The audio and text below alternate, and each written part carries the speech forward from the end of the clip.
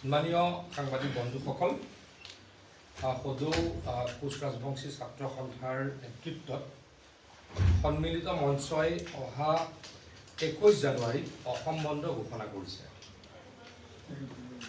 মই তেখেতলোকক আহ্বান জনাইছিলোঁ চৰকাৰৰ তৰফৰ পৰা যাতে তেখেতলোকে বন্ধটো উঠাই লয় আৰু আমাৰ লগত আলোচনাত মিলিত হয়। যোৱাকালি তেখেতলোকৰ এটা উচ্চস্তৰীয় প্ৰতিনিধি দলে আমাৰ লগত কেইবা ঘণ্টা জোৰা আলোচনাত মিলিত হৈছিল আৰু মিলিত হোৱাৰ পাছত তেখেতলোকৰ দাবীসমূহৰ বিষয়ে আমাক জ্ঞাত কৰিছিল। তেখেতলোকে মূলতঃ 4টা দাবীৰ ওপৰত ভিত্তি কৰি এই অসম বন্ধ ঘোষণা কৰিছে। মই তেখেতলোকক অনুৰোধ কৰিছোঁ যে গণতান্ত্ৰিক আন্দোলন কৰাত আমাৰ চৰকাৰৰ সম্পূৰ্ণ বাধা নাথাকে, কেতিয়াও বাধা নাথাকে, কাৰণ এখন মহাত্মা গান্ধীৰ দেশ। অহিংস আৰু গণতান্ত্ৰিক আন্দোলনক আমি বন্ধ কৰাটো আমাৰ কাম্য নহয়, কিন্তু অসম বন্ধ দিলে ইয়াৰ বিৰূপ প্ৰভাৱ অসমৰ অৰ্থনীতিৰ ওপৰত পৰে, সমাজ জীৱনৰ ওপৰত পৰে। গতিকে অসম বন্ধ নিদিবলৈ তেখেতলোকক মই অনুৰোধ জনাইছিলোঁ। তেখেতলোকৰ উচ্চস্তৰীয় প্ৰতিনিধি দলে আমাক ক'লে যে তেখেতলোকে যিসকলে বন্ধ ঘোষণা কৰিছে, আচলতে কালি যিসকল আহিছিল, যিকেইটা সংগঠনে বন্ধ ঘোষণা কৰিছিলে তেখেতলোকৰ প্ৰতিনিধি আহিছিল। মূল ব্যক্তিসকল অহা নাছিল, ক্ৰাছৰ সভাপতিসকল অহা নাছিল, কিন্তু তেখেতলোকৰ জাতিৰ এটা অতি উচ্চস্তৰীয় সন্মানীয় প্ৰতিনিধি দল আহিছিল। তেখেতলোকৰ আগত আমি ক'লোঁ যে অহা জানুৱাৰীৰ শেষ সময়ত, এই জানুৱাৰীৰ শেষ ভাগত মানে মুখ্যমন্ত্ৰী ডাঙৰীয়া যিহেতু ভাৰতবৰ্ষৰ বাহিৰত আছে, এডভান্টেজ আছামৰ কাৰণে তেখেতে ৰোড শ্ব' কৰিবলৈ চাউথ কোৰিয়া আৰু জাপানলৈকে গৈছে। অসমত এটা চাৰিওফালে অৰ্থনীতিটো ঠন ধৰাৰ এটা সময় হৈছে। ইণ্ডাষ্ট্ৰিয়েলাইজেশ্যন হোৱাৰ কাৰণে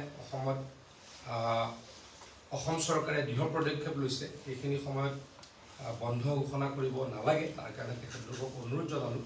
আৰু যিহেতু মুখ্যমন্ত্ৰী ডাঙৰীয়া নাই, মুখ্যমন্ত্ৰী ডাঙৰীয়া আহিলে তেখেতলোকৰ লগত এখন সৌহাৰ্দ্যপূৰ্ণ আলোচনা কৰিম বুলি মই তেখেতলোকক প্ৰতিশ্ৰুতি দিলোঁ।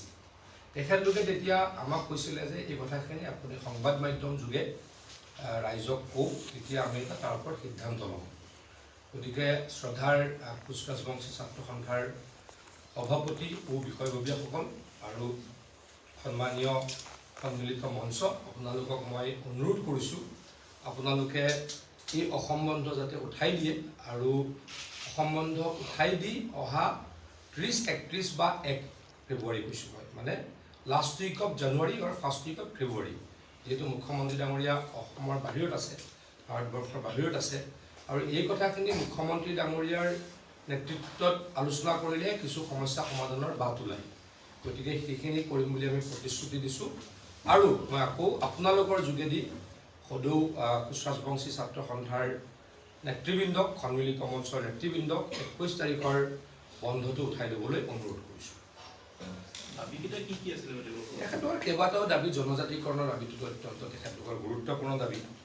কমতাপুৰৰ দাবী, কমতাপুৰৰ ৰাজনৈতিক সমাধান তেওঁলোকে দিল্লীত ত্ৰিপাক্ষিক বৈঠকৰ যোগেদি সমাধান হোৱাটো বিচাৰে।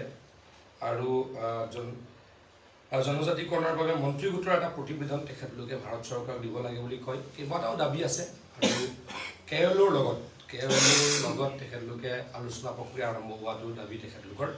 গতিকে এই দাবীকেইটা মুখ্যমন্ত্ৰী ডাঙৰীয়াৰ স্তৰতহে মিটিং কৰিলে আমি কিছু হয়তো সমস্যা সমাধানৰ ৰাস্তা পাম বুলি ভাবোঁ। গতিকে মুখ্যমন্ত্ৰী ডাঙৰীয়া অহাৰ লগে লগেই তেখেতলোকৰ লগত, যিহেতু মই চৰকাৰৰ প্ৰতিনিধি, তেখেতলোকৰ লগত আলোচনা কৰিছোঁ, তেখেতলোকক কথা দিছোঁ এখন মিটিং কৰা হ'ব আৰু পৰৱৰ্তী সময়ৰ ৰোডমেপ লোৱা হ'ব। তেওঁলোকে উঠাই ল'ম বুলি কৈছিলে নেকি? তেওঁলোকে কোৱা নাই এতিয়ালৈকে। তেখেতলোকৰ লগত আলোচনা মোৰ সৌহাৰ্দ্যপূৰ্ণ আছিলে, কিন্তু কালি যিসকল ব্যক্তি আহিছিল, যিকেইটা সংগঠনে বন্ধ দিছিল, তেওঁলোকৰ উচ্চস্তৰীয় প্ৰতিনিধি আছিল। গতিকে তেওঁলোকে ইমিডিয়েটলি একো ডিচিশ্যন দিব পৰা নাছিলে, কিন্তু আলোচনা সৌহাৰ্দ্যপূৰ্ণ আছিলে। তেখেতলোকে স্বীকাৰ কৰিছিল যে আমি আমাৰ চৰকাৰখনৰ দিনতেই কোচ ৰাজবংশীসকলৰ কাৰণে 13টা মেডিকেল ছিট আমি ৰিজাৰ্ভেশ্যন দিছোঁ। আমি বিভিন্ন কলেজ, বিভিন্ন ইউনিভাৰ্চিটি, ইঞ্জিনিয়াৰিং কলেজ, আনকি IIT সমূহলৈকেও আমি কোচ ৰাজবংশী হওক, আমাৰ আহোম জনগোষ্ঠী হওক, মৰাণ মটক জনগোষ্ঠী হওক, আমাৰ চাহ জনগোষ্ঠী হওক, বিশেষকৈ যিসকলে যিকেইটা 6টা সম্প্ৰদায় জনজাতিকৰণৰ কাৰণে দাবী কৰি আহিছে, আন্দোলন কৰি আহিছে, তেওঁলোকৰ কাৰণে এইখিনি ব্যৱস্থা ইতিমধ্যে আমি লৈছোঁ। গতিকে বহুখিনি সমস্যা আমি সমাধান কৰিছোঁ। আলোচনা বিলোচনাৰে পৰৱৰ্তী সমস্যাসমূহো সমাধান হ'ব বুলি মই অনুভৱ কৰোঁ।